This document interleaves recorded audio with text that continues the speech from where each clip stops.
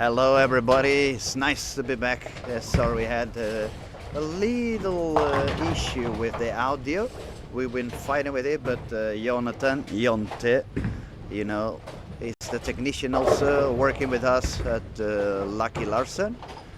But okay, we are entering game 3 on this squad. PBA Junior. As you can see, all the bowlers are in the ages between 13 and 21. We have on this generation, as we could expect, a lot of two-handed bowlers. There's a few bowling one hand as well, and we have a couple of girls. At the moment on lanes 11 and 12 we have Victor Backe, who has 35 over after the first two. On lanes 13 and 14 we have 411, and if we go all the way to 15 and 16 we have 80 over and 30 over, and also if we go to 17, 18 we have 457 and 425. So we have quite a few bowlers over par. This is not an easy pattern. They are bowling on the EJ Tackett Junior PBA. It's 44 feet. The ratio, it's between 1 and 1 point something, so it's definitely not a house shot. They don't have much room. You can see when they miss a little bit outside, the ball skids along, and because it's quite flat, also quite flat in the middle, they don't have much room to miss inside.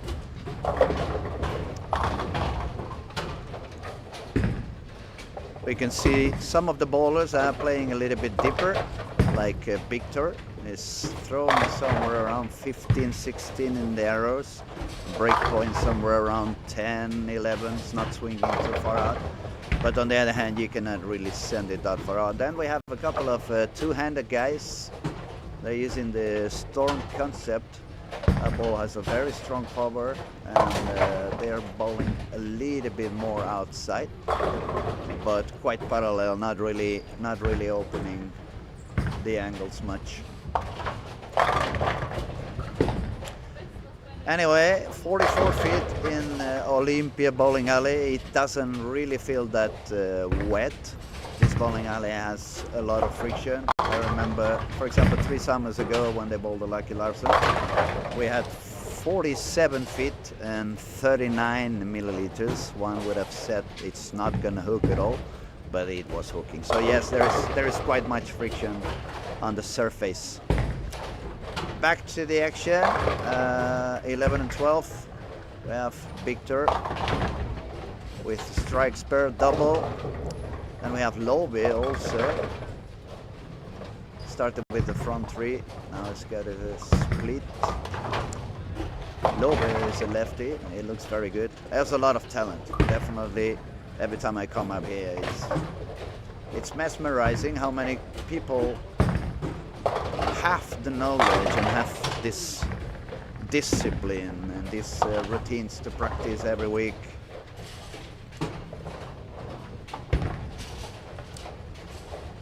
Okay, let's see what else we have over here. We have a couple of guys starting with the front 3 on lanes 13 and 14.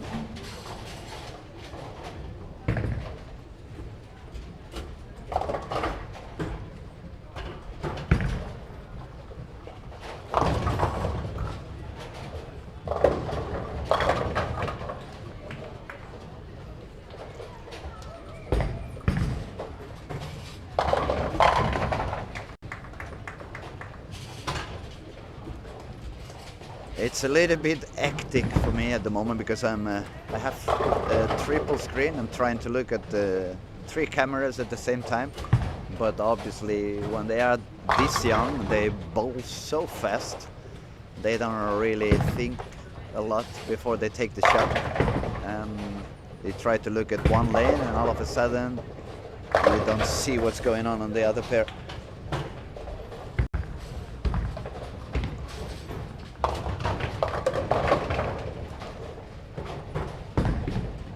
Now for the weekend, we're gonna have a little bit more of activities going on the streaming. We're gonna have the chat. At the moment, I don't know if any of you is doing any comments. I'm not able to see the chat. I only have the cameras in front, so I'm afraid I cannot really answer any questions if you guys are asking.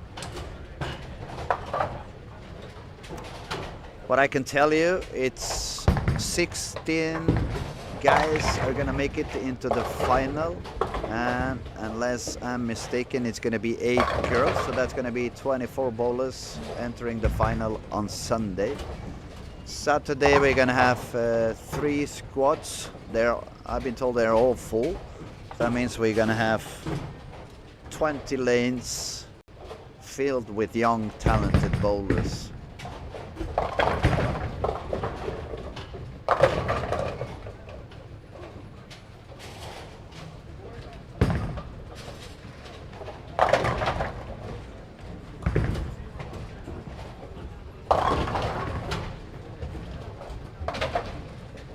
We will probably also have Martin Larsen with us at some point. I don't know if he's gonna arrive today, but for the weekend he's gonna be here for sure. He's gonna tell us a little bit about Lucky Larsen and all the news for this next summer.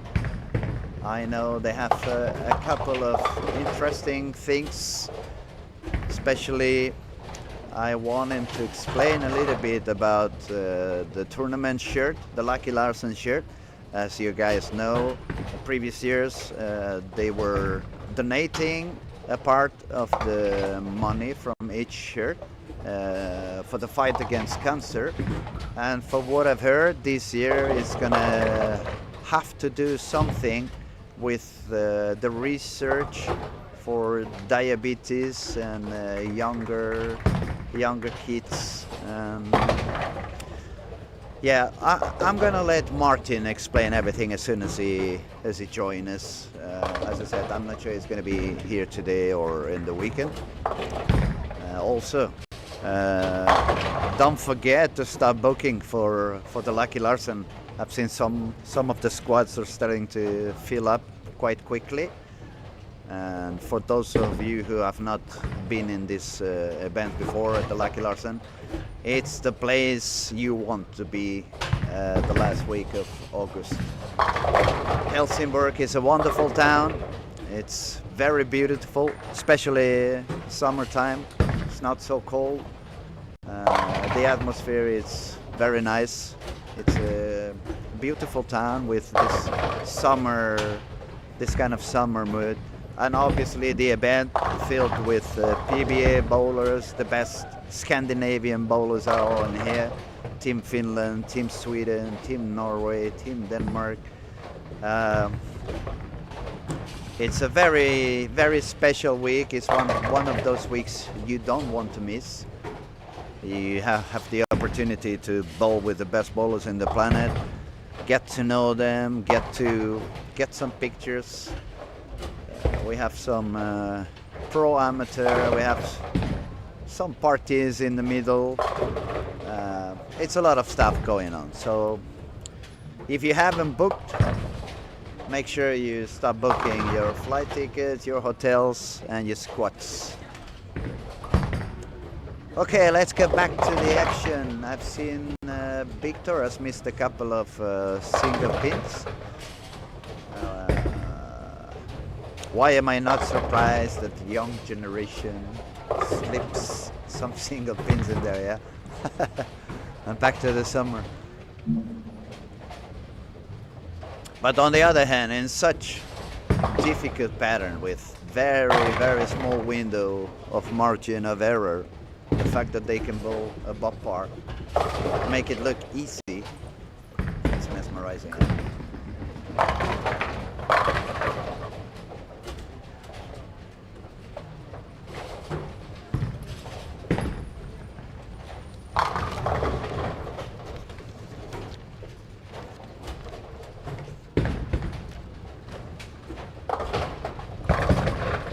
Well, on the other hand, since I'm here and I'm a little bit on my own, I think I can explain a little bit what goes on this season for me. It's a very, very interesting year down in Barcelona. Not only coaching and drilling, but I've been also working. We are developing a bowling app that hopefully is gonna help the bowlers around, to train in a more fun way, in a little bit more smart way. What we're trying to achieve is that everybody can get access to the right information. I'll tell you more about it during the week. But if you feel very curious and you want to know a little bit more before I start explaining, you can just follow Strikey Up. You can follow them on Instagram. You can join the wait list. It's gonna be really, really interesting. I'm having a lot of fun working with this project. I think it's not only very interesting, but it's actually a necessary tool for all those countries that have this same kind of issues I had when I was a teenager. I used to come up here to Sweden, practice for 8-10 days with Thomas Leandersson, Mats Karlsson, whatever. But then I had to go back home without any coaches, without any information, without any tools, and I had to do everything on my own. So it's quite many countries out there that have a little bit, let's say, not the best access to information or coaching or all this kind of needs, and that's the main reason. That's what's driving us forward and motivating us to go on.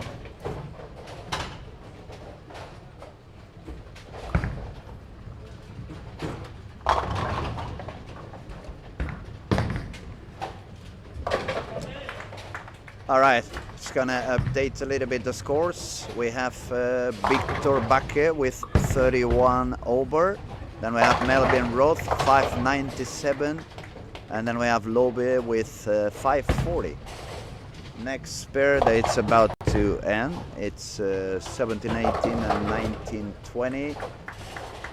The scores are slowing down a little bit, but it makes sense because, as we said, it's a difficult pattern. It's not that many bowlers. It's 3 bowlers on a pair, so the transition, it's not opening up the lane that much, especially because each bowler has decided to attack the lane from different parts. So everyone is encountering a little bit of different traffic than the line they had been using on the previous pair they bowled.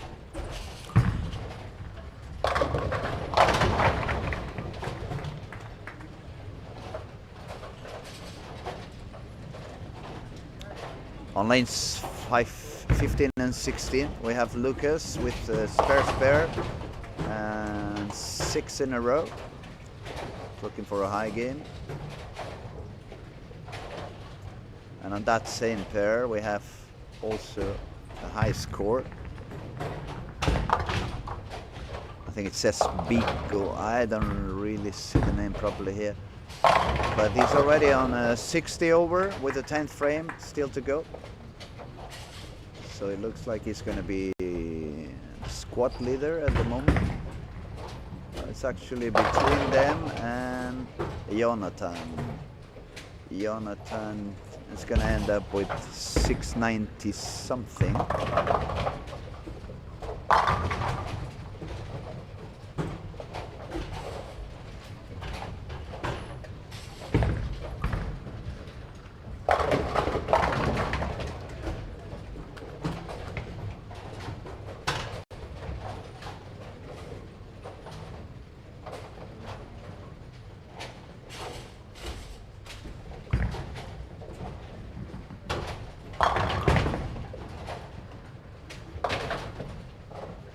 Okay, 17 and 18, we have Liam with 560. We have Jonathan, who just ended up with 235 and a total of 692. And then we also have Fabian with 595. Then if we move to lane 1920, we have Max with 509. We have Hilma with 485.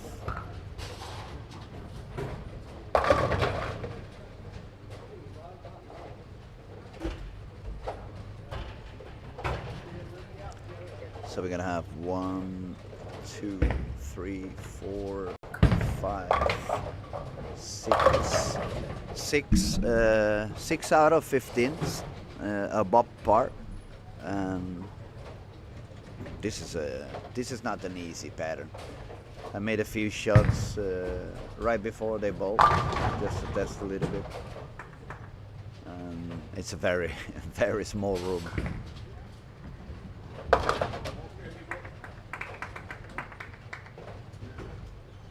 Got the spare for Lucas, who's gonna shoot 240 something. And we got a spare for Bigo as well. Looking for 100 over. It's over 230 average on a tough batter. And these are kids, let me tell you. They are pretty young. Nice shot there by Lucas, 247. It's moving all the way up to 679. Yeah, 679. And Bigo managed to shoot 217 for a total score of 700. So he's 100 over, is going to be the leader of the squad.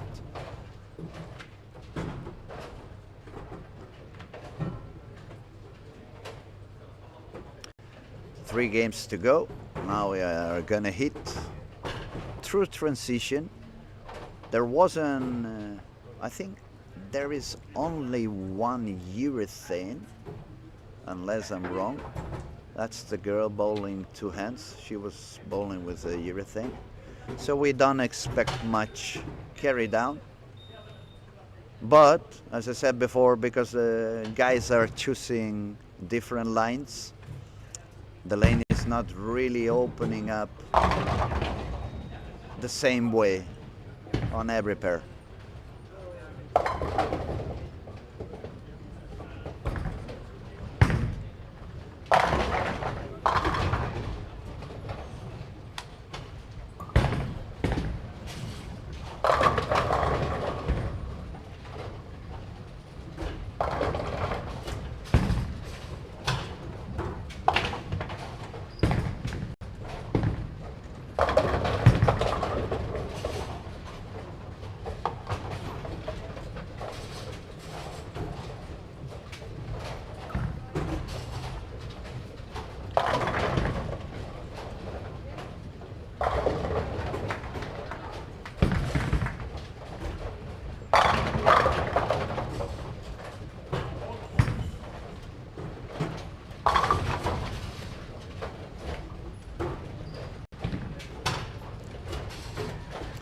So I got a couple of text messages on my phone. They want to know a little bit more strikey up. Well, mostly our mission is to help grow bowling globally. Make improvement easier, make it modern and more fun. That's the true mission that we have. Some of the features that the app is going to have, it's going to be performance tracking, training tools, smart statistics, bowling insights, and especially an AI-powered assistance. But as I said before, if you want to find out a little bit more, just look for Strikey Up.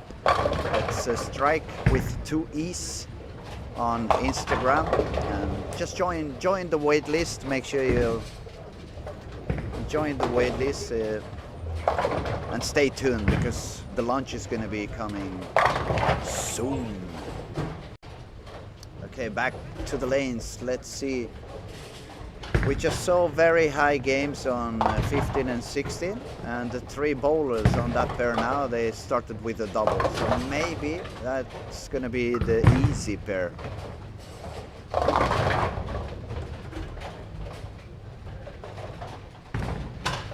Yeah, that's what happens when you talk.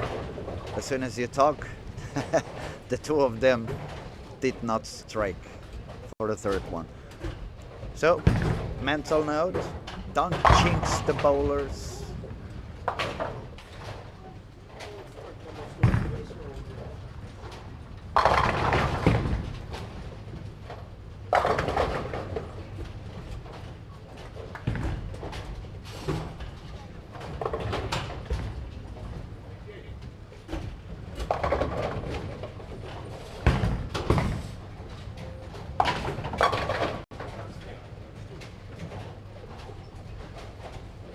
Let's talk a little bit of technique. One of the things, especially I'm talking to the amateur bowlers and people on the world who are watching but have a little bit less knowledge of the game. I want you to see all these children we have now bowling. They are mostly using 14, 15 pounds, so it's not that they are throwing 10 pounds, and that's why they have high speed. But if you look at their bodies, they have not the biggest muscles. Their body is still building up. They're not that strong, but yet they have the speed on the ball. Why is that? Now I want you to look at how fast, especially the high-speed bowlers, how fast they walk. Don't be afraid to speed up the legs. Never be afraid to speed up the legs. The faster you go with your feet, the more energy you're going to transfer to the ball, and the less need you're going to have to use your arms. So if you don't use the arms muscles, the swing can become free, a lot easier to repeat, a lot easier to aim, and the power is going to still be there because your legs are going to be moving faster. Another thing that's going to get better, since you're going to walk faster, you're going to reach the foul line before the ball does reach the foul line. And that's what we want to see. We don't want to reach the foul line with the feet and the ball at the same time. That's a little bit the small contribution I want to do today. And it's very easy to see when you look at those kids how fast they really run on the approach. And then, obviously, that transfers to the balls. So that's why even if they are 14, 15, 16, maybe they have 50, 60 kilos of weight, but they can carry a heavy ball and make it powerful, make it run on the lane. So never be afraid to speed up on your approach. Think about some of the professionals. We could talk about EJ Tackett. Since the pattern we are bowling in this PBA Junior, it's the EJ Tackett 44 feet. When you think about EJ, people has the eyes on what is he doing to the ball, what is he doing with his wrist, what is he doing with the elbow. But very few are looking at what EJ is doing with his feet. He's got one of the fastest feet on the tour. So, one more time I'm going to say, never be afraid to speed on the approach.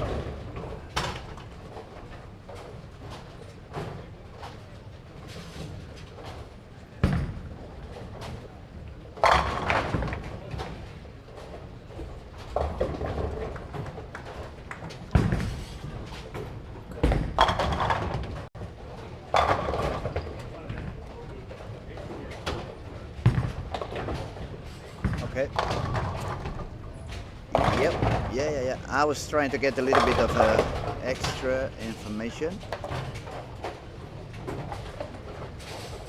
Okay, let's back to the action. We have, let me see, who's the leader now?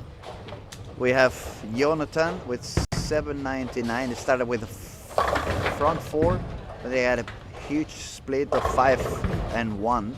That is quite expensive.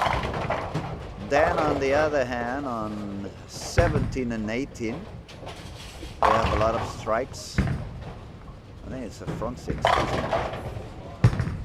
Yes, it is.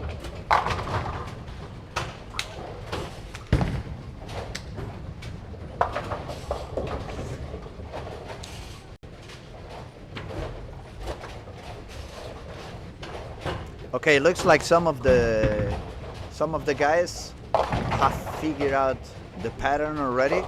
They start to look a little bit more comfortable. The body language is more relaxed than it was a couple of games ago. And then on the other hand, we have a couple of guys that lost a little bit of track. We have Victor, for example, with a couple of open frames. Last game wasn't that high.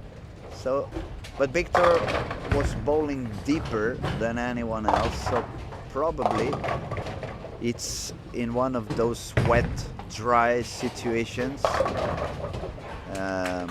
He probably found himself hitting transition, switched to a bowl that could retain more energy, but since he's bowling quite by himself that deep, the ball might be a little bit too sensitive and causing that over-under reaction. It's very hard to control. Probably you should slow down a little bit or even grab a ball that reads a little bit sooner.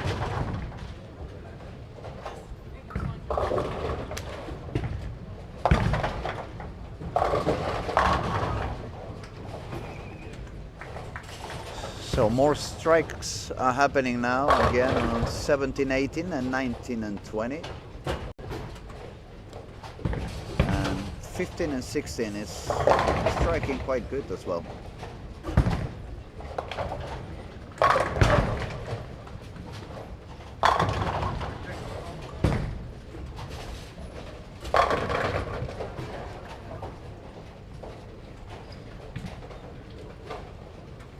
Yeah, Jonathan looks quite aligned. He's looking comfy.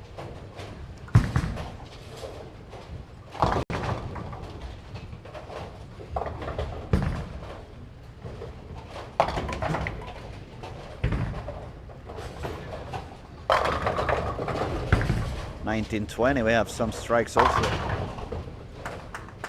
by Melvin. Very good game. It's going to go all the way up to 257 with one more strike.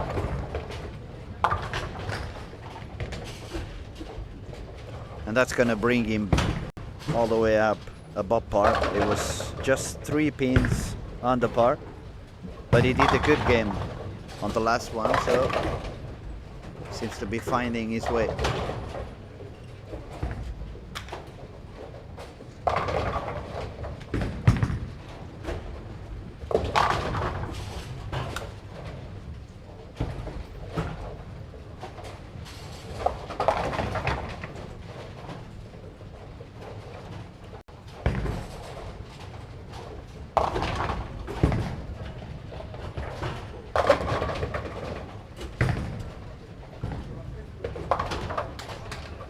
Okay, 19 and 20, we had Melvin with 257 for total score of 854.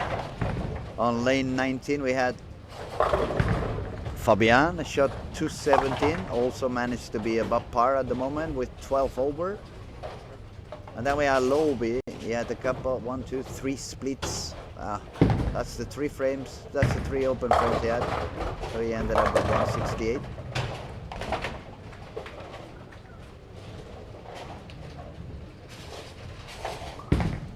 You can see it's a very demanding pattern, because even the guys that were up there, as soon as they lost a little bit, the game goes quite low.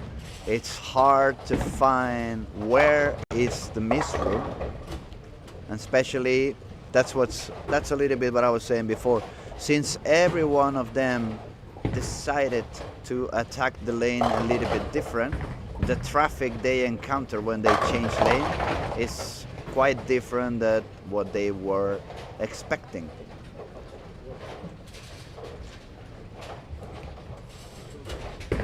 All right, we have also 15, 235 for a total of 45 over, 845. And then we have Jonathan, that despite that 5-1 split on frame 5, everything else is strikes.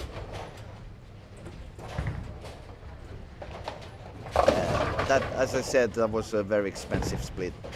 Usually if you make a 9 spare in between and you strike everything else, it's 279.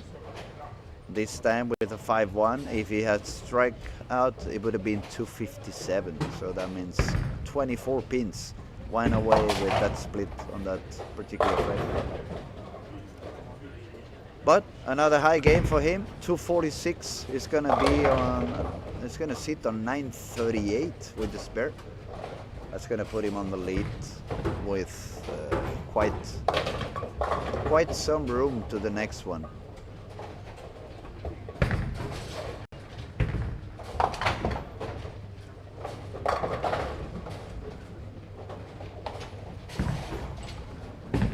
Yes, 938 pins in 4 games for Jonathan Johansson. Has to be something with that name, right? Johansson. I've met so many talented bowlers that were named Johansson. I remember Patrick Johansson, Ulf Johansson.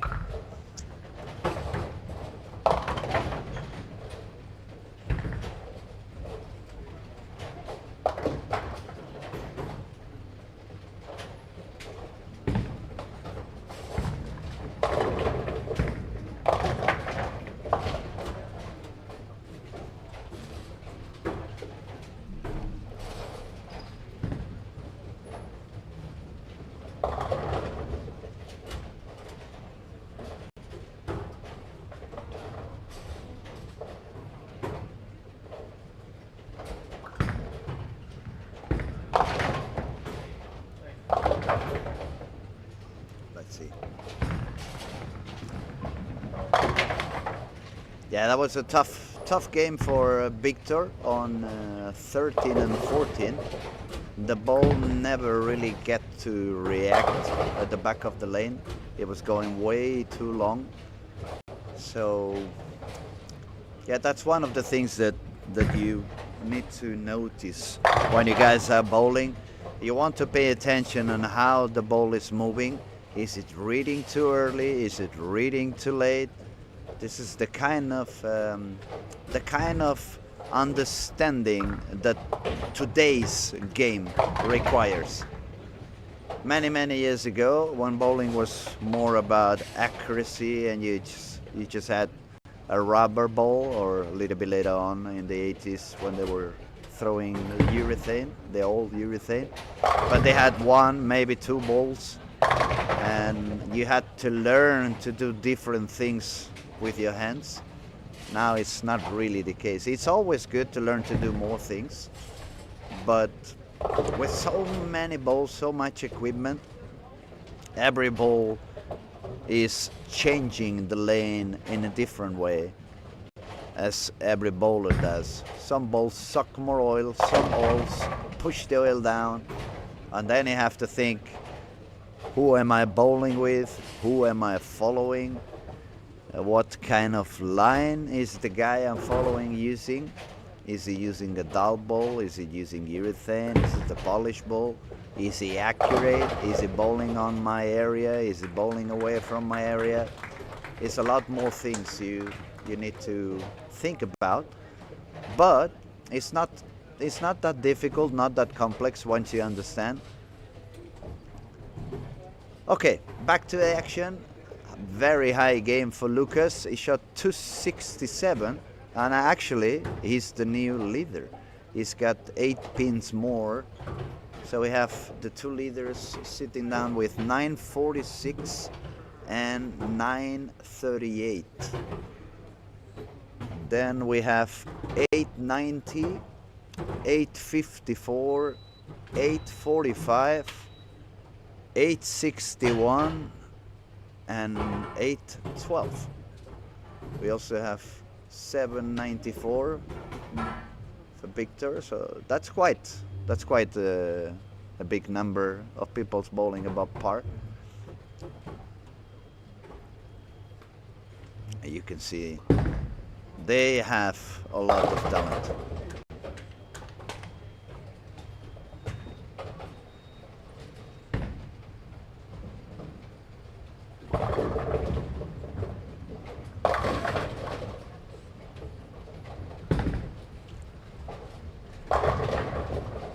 Also, that makes me think, if you're thinking about changing the country you live on, you're somewhere in Europe and you want to live somewhere else, you're in love with bowling, you have some children that you want them to bowl, Sweden is the place to be. Not only with their bowling school, but the amazing amount of leagues and competitions, big competitions. I mean, I'm trying to imagine if I could go back in time and be again 13, 14, 15 years old, and instead of trying to bowl against my father and people that was 20 years or 30 years older than I was, you could bowl with people your age and this kind of tough patterns and this kind of PBA junior competitions. It's not only exciting, not only it gives you more motivation, it gives you more goals. Yeah, I envy them, not because they are younger, and because of the chances they get.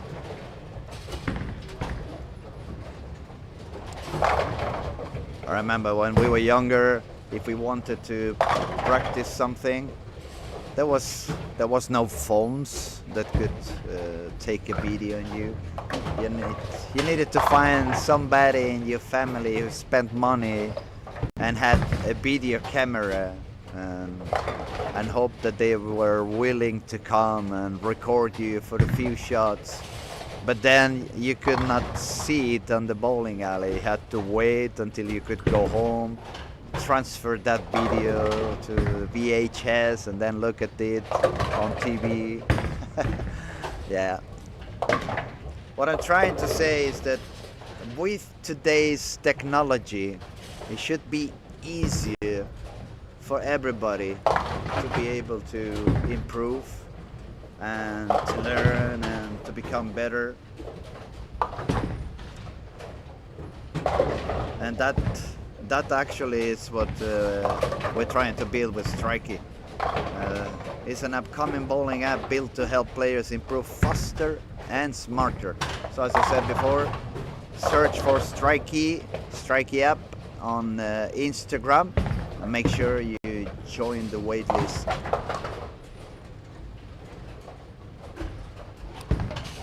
All right, game 5, only a couple of games to go. And we have quite a few guys that are fighting to stay not only above par, but trying to get more than 100 over. If possible, why not? Even try to get 1400.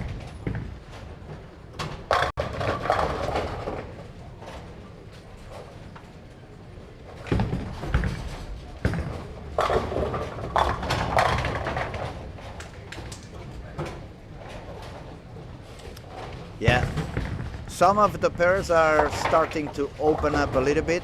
For example, we can see on 11 and 12, Lucas started with the first 3. He's already with a shiny ball, pearl ball. I cannot see from up here, and the screen is a little bit too small for me to find out what ball it is. But I can see it's shiny, I can see it's a pearl, and definitely I can see he's bowling a little bit deeper than he was doing on the first couple of games. That tells me he's got a bit more of room, and the lane has opened up a little bit for him. Then if I'm gonna try to see on 13 and 14 where we have Jonathan, which is also throwing a lot of pins. I'm gonna try to see where he's standing, if he's moved also a little bit deeper. If you remember, 13 and 14 did seem to be a little bit tighter on the previous game for Victor, so we have to see what goes on. Yeah, pretty much the same thing as we've seen before with Lucas. Jonathan is also bowling a little bit deeper inside. They are somewhere near 20 in the arrows, and the break point must be somewhere around 11, 10, 11, 12.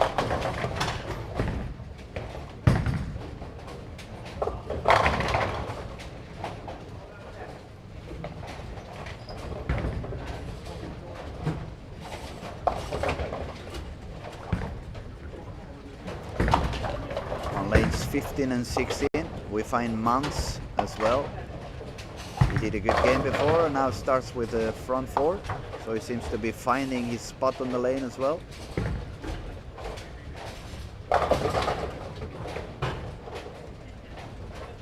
Oh, Jonathan, he almost left the 710.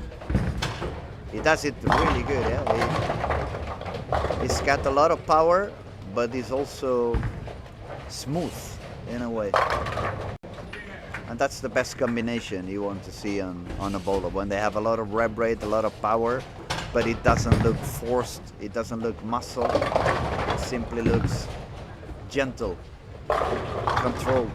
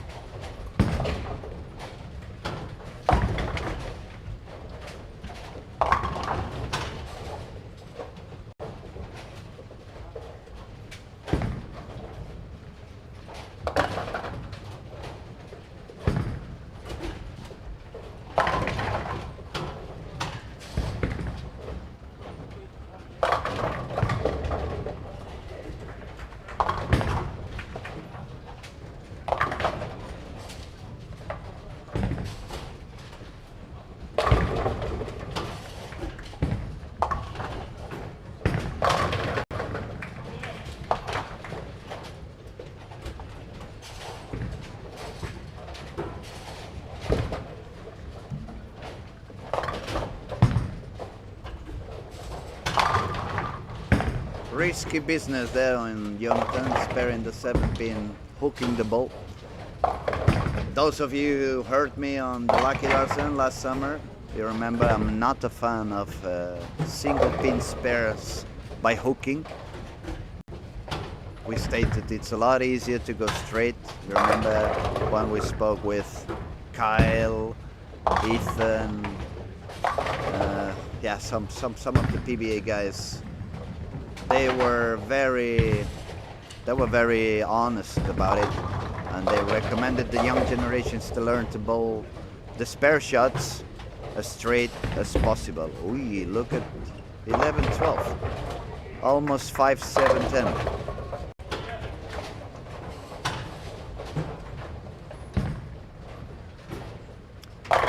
Now on 15 and 16, Victor has moved a little bit back to the right. The ball reaction is 100 times better, and it has double, 9 spare, 4 in a row. So hopefully it's gonna recover.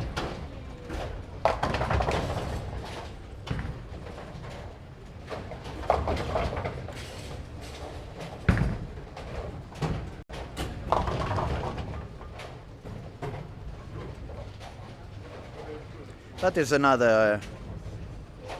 another thing we can speak a little bit for those of you who are watching. When you have a very strong cover ball, that has a lot of surface and it wants to read early, you don't want to bowl with a very deep inside breakpoint. What's gonna happen when you have that dull early reading ball on an inside breakpoint? The angle into the pocket is gonna be so weak that it's not gonna carry. And we could say the same for the opposite.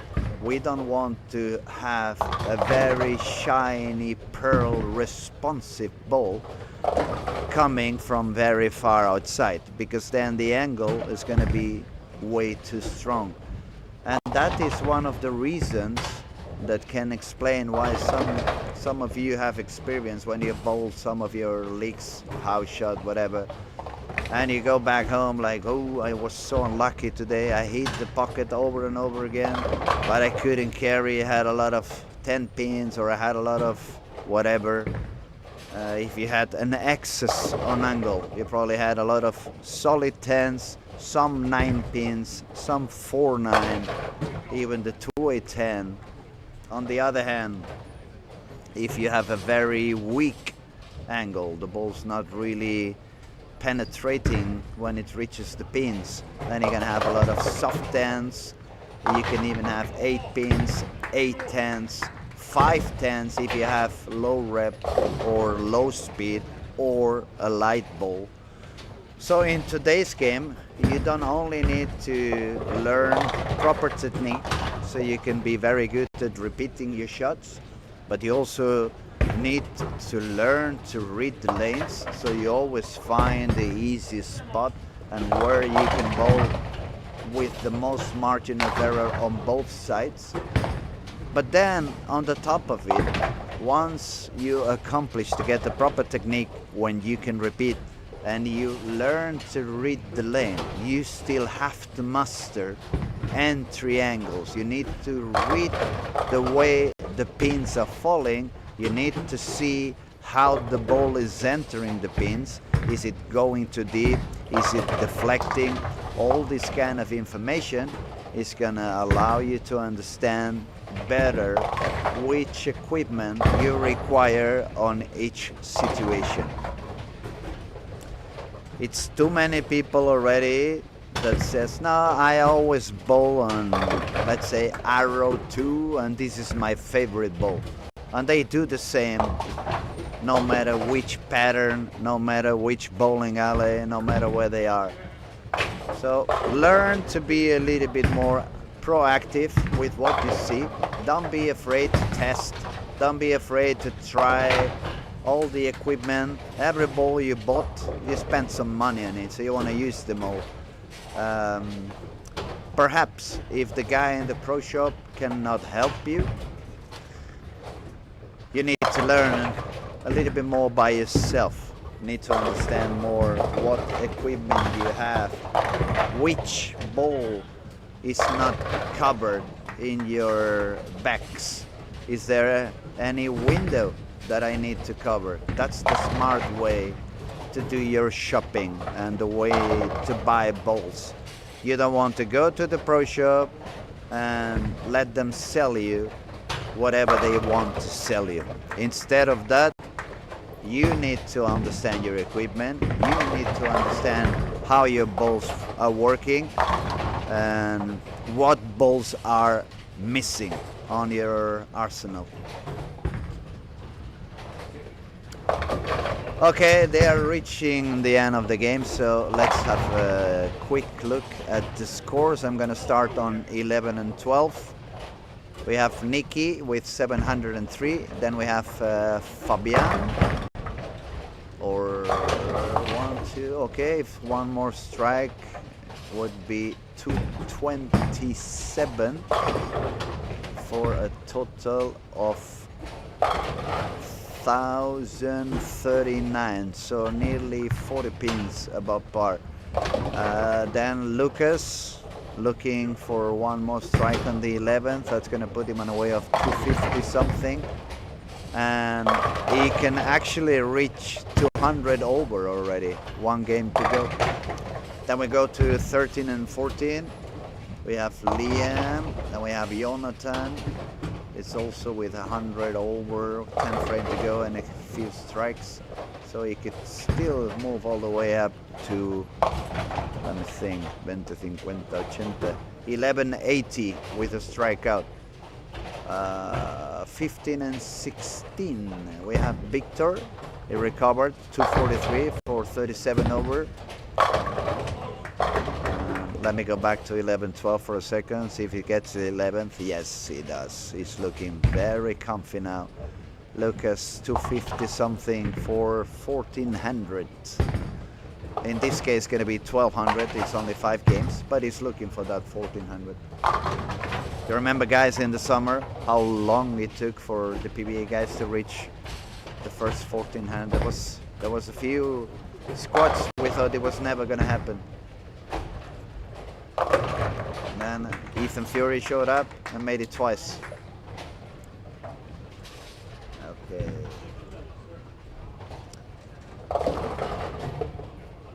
Nice finish also on 15-16 for Mans, 230, 91 over.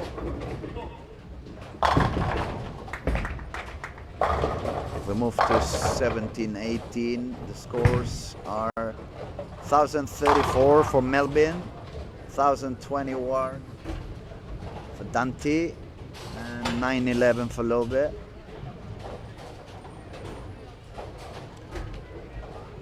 1920 we have Charlie with one more strike. He's gonna set on 999, so just one pin short to the par. Then we have Emma looking to reach 780, and then we have Bigo. Needs a double for 78 over. So people above par. 1, 2, 3, 4, 5, 6, 7, 8. 8 out of 15 are above par. I'm gonna say it like this. If we put this pattern in Spain and we put the whole national team, I bet you maybe there is one, maybe two above par. But it's not that they don't have talent, but they keep bowling in such house shots all day long.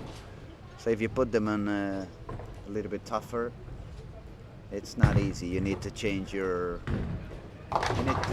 brain perspective, and that is never easy, especially in competition.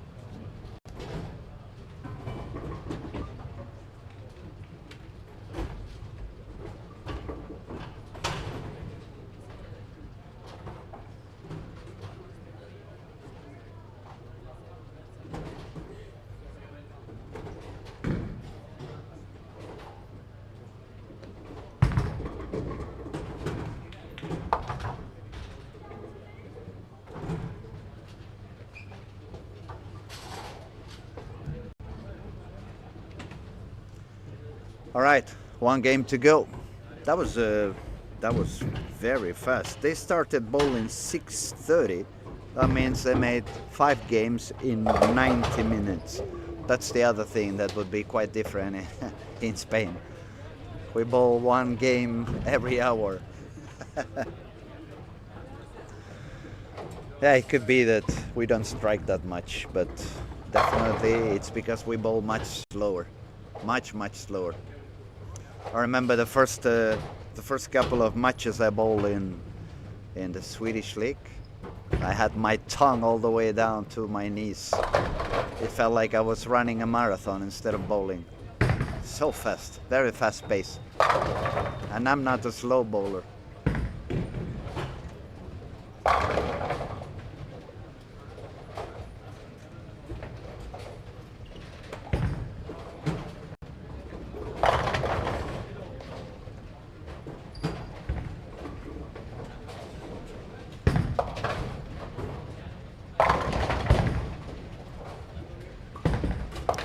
All right, I can definitely see a bit more of friction on the lanes. The balls are reacting more than they did at the beginning. So the lanes have finally opened up a little bit. It is very good that most of the bowlers are using reactive, because such a tough pattern, if they had played urethane instead, they probably would have made a mess of the lanes and made them a lot harder by now. So let's see, we have Jonathan on 11 and 12. Bigo is also on 11 and 12, doing quite good. Then on 13 and 14 we have Fabian and Mans, they're also above par. On same camera on lane 15 and 16 you can find Melvin, also above par. And finally on the last camera we have Victor, and on 19 and 20 we have the squad leader Lucas, 12:02 after 5.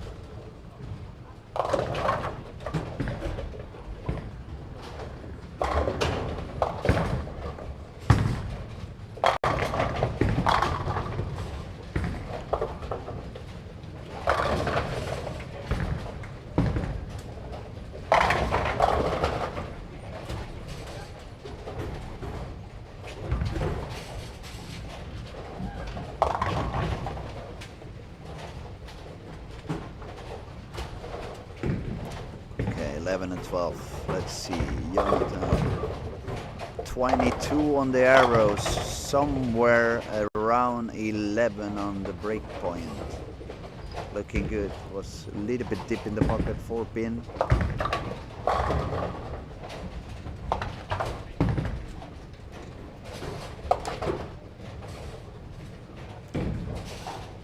Very nice strike for Bigo also on that lane 11 and 12.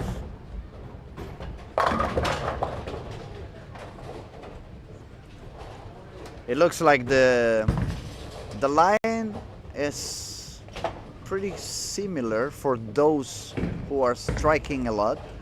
They are all pretty close to 20 to 22, and the break point between 11 to 13 more or less. That's a very similar line for Jonathan on 11 and 12. For Mans on 13 and 14, it's also the same line for our squad leader on 19 and 20. Those who are a little bit further outside, now they have some issues, because if they miss inside, they hit the traffic that these guys have been using, and if they miss outside, the pattern doesn't really give much comeback.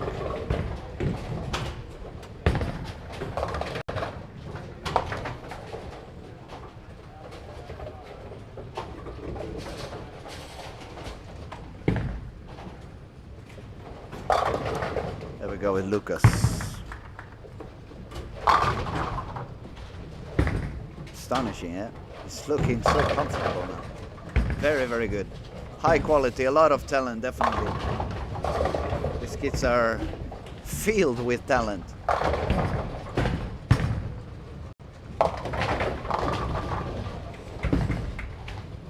I haven't really counted how many one-handed versus two-handeds is out there at the moment. So let me see.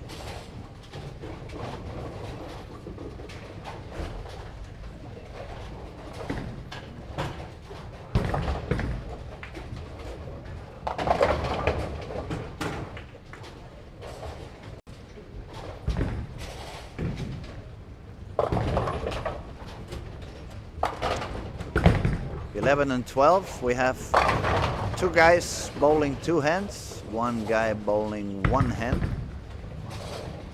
Then if we look at 13 and 14, I think it's one single-handed bowler on each pair. So that means 10 two-handers and 5 one-hander, unless I'm wrong.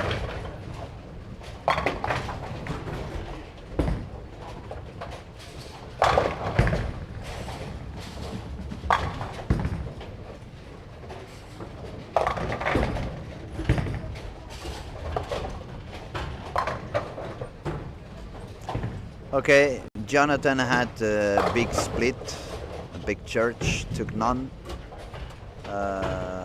So he dropped down a few pins.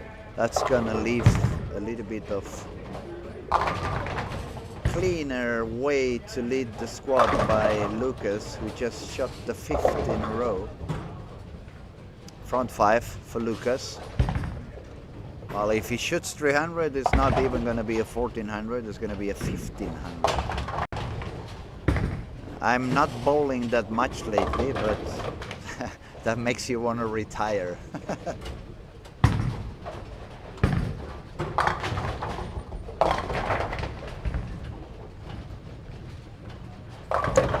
We have the front 5 also for mounts on 13 and 14.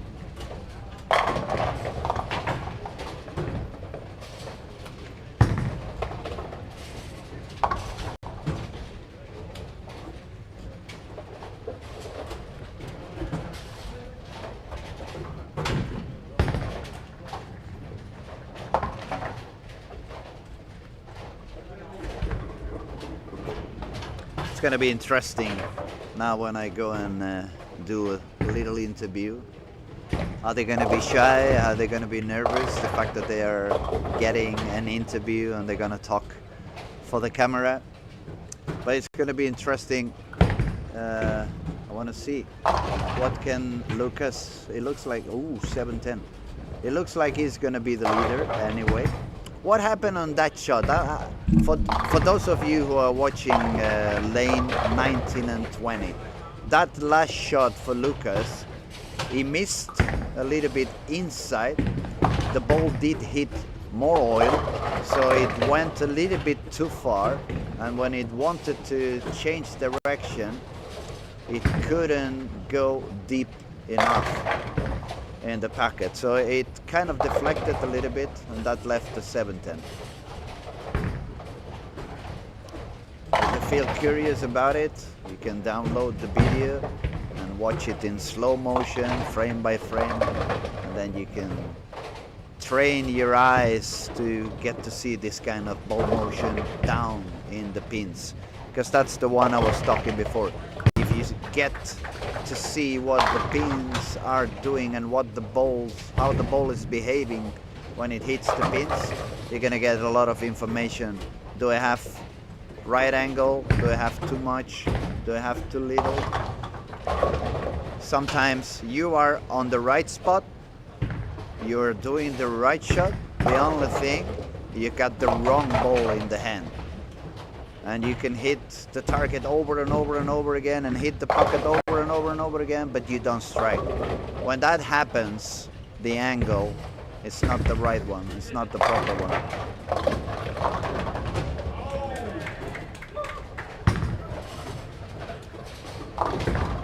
We can hear on the back some of the parents getting excited. Obviously, the squat is almost over. They want to push, give the best they have inside.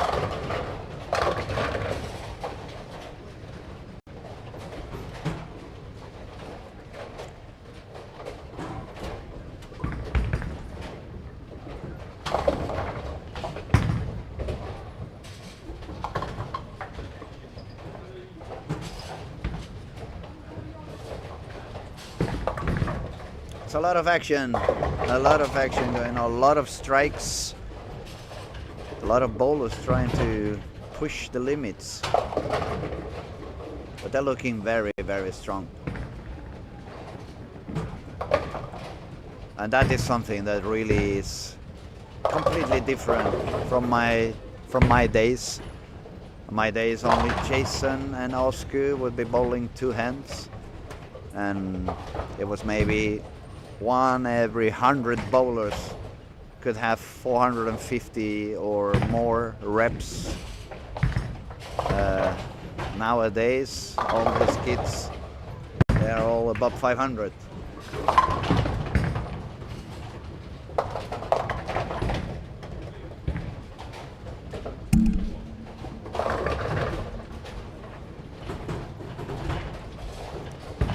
Okay, Mans on 13-14. is looking for a 279 on 19 and 20. Lucas, our leader, has only got one split in between, but he's also trying to strike out for a 260 something. Then we have Bigo was doing okay, just missed a single pin.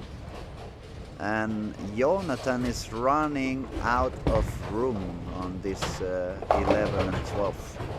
Struggling a little bit. Nice strike for Victor, 4 in a row. Keeps pushing to increase that score he has at the moment.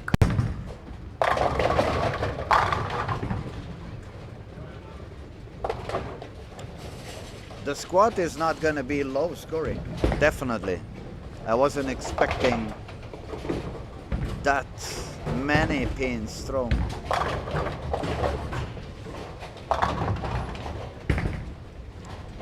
Now we could discuss, is the game easier than it was back in the day, or are the bowlers better than we were back in the day?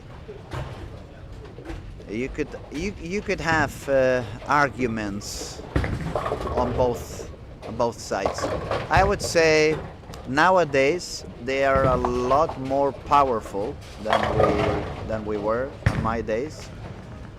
In my times, the best bowlers were much more accurate, and I would say much more versatile. We could do many more things. Speed control, change the release, forward, sideways.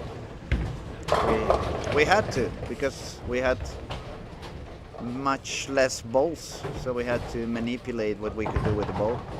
Speed control was something that I pretty much used almost in every tournament I bowled. When we moved a little bit deeper and we needed more hook, the only way to accomplish that was spin the ball more, slow it down. The balls were not that strong as they are today. And if you didn't have enough reps, as soon as you moved in, you could never manage to carry the 10. So you had to slow down and spin it more in order to increase the angle in the pocket. Okay, Mans, he's got the 270.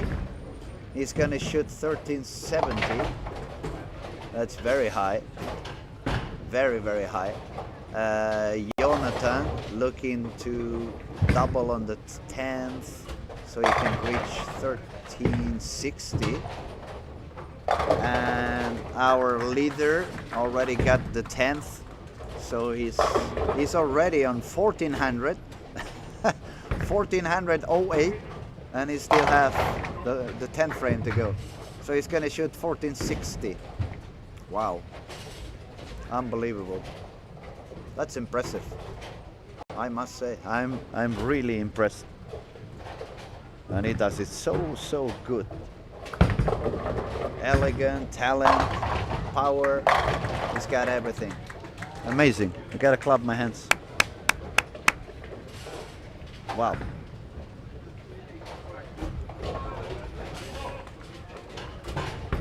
So this kid, Lucas, is gonna shoot 1468 on sport hard low ratio pattern, and I can think at the moment of a big number of people who would be very happy to shoot 1300 on a much easier pattern than that. But that's why I'm here. That's why I'm here, and I was looking forward to come up here to Sweden, do the streaming and the commentary for this PBA junior, because it's always fun to see this new generation, how impressive some of them are, how good they are. Okay, a quick score. Lucas 1467.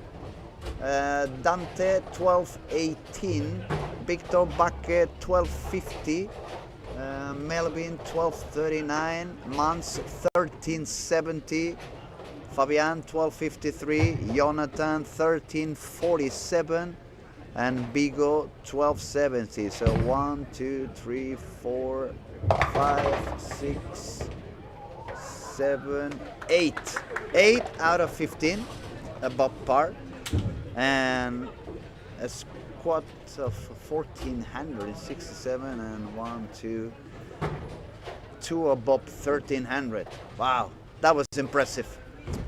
I'm gonna go down. I'm gonna do some interviews with the kids, and just before I leave, I want to remind you, make sure to go and join the waiting list on the Strike app.